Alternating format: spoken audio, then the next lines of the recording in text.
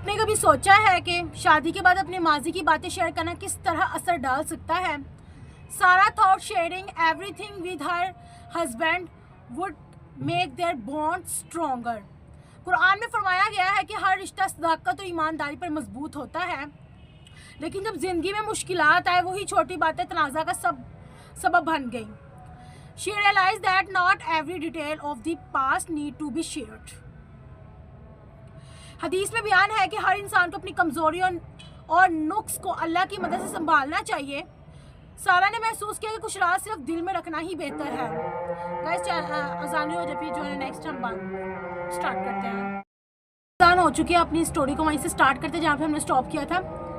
She realized that not every detail of the past need to be shared۔ حدیث میں بیان ہے کہ ہر انسان کو اپنی کمزوری اور نقص کو اللہ کی مدد سے سنبھالنا چاہیے۔